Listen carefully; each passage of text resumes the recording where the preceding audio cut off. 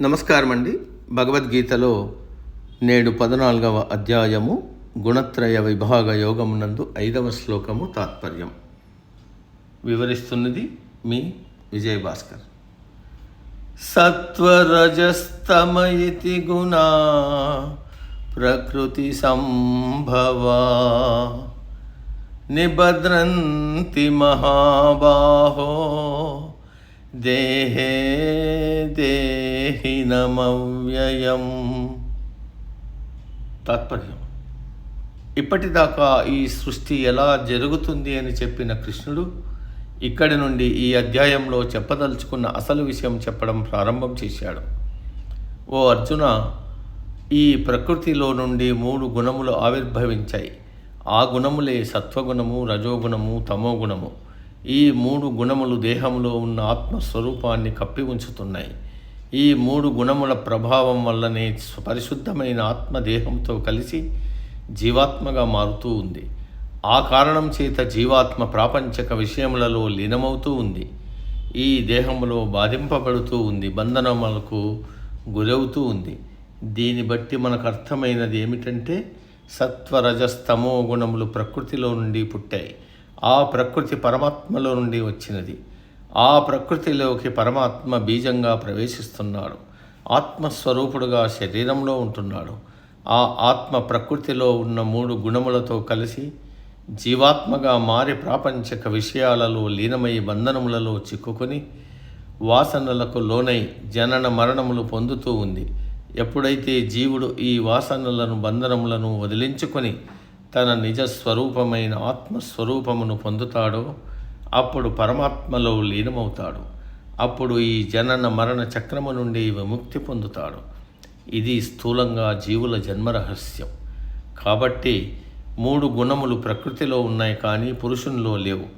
పురుషుడు గుణాతీతుడు, కానీ జీవుడు తన యథార్థ స్వరూపమైన ఆత్మస్వరూపమును మర్చిపోయి 3 గుణముల ప్రభావానికి లోనై వాటితో మమేకమై తానే దేహము, దేహమే తాను అనుకుంటూ సంసార బంధనాలలో చిక్కుకుంటున్నాడు.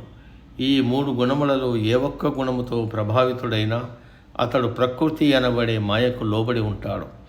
3 గుణములు వదిలిపెడితేనే కానీ మాయను ఛేదించలేడు. కాబట్టి జీవుని సంబంధించేవి ఈ 3 గుణములని తెలుస్తూ ఉంది.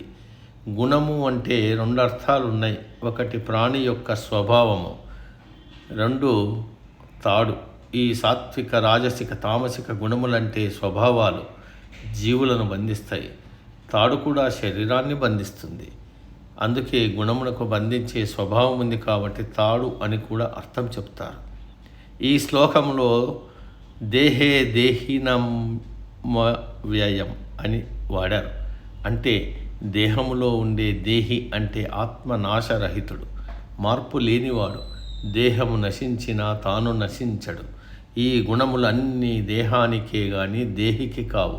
కానీ గుణములతో కలిసిన ఆత్మ, ఆ గుణముల ప్రభావము చేత దేహి అయిన ఆత్మ జీవాత్మగా మారుతున్నాడు. దేహముతో చేరి తానే దేహమనుకుని ప్రాపంచిక విషయములలో మునిగి తేలుతున్నాడు. దీనికి చిన్ని ఉదాహరణ చెప్పుకోవాలంటే, మీరు గిన్నె స్టవ్ మీద పెట్టి నీళ్లు పోశారు. ముందు గిన్నె వేడెక్కింది, తర్వాత నీళ్లు వేడెక్కాయి. నీటి యొక్క అసలు గుణం చల్లగా ఉండడం, అగ్ని యొక్క సహజ గుణం వేడి. నీరు అగ్నితో చేరి వేడెక్కాయి. అంటే నీరు తన సహజ గుణమైన చల్లదనాన్ని పోగొట్టుకుని అగ్ని ప్రభావంతో వేడెక్కినాయి. కాసేపాగి చల్లారిపోతాయి. అంటే నీళ్లు మరలా తన సహజ గుణంలోకి మారిపోతాయి.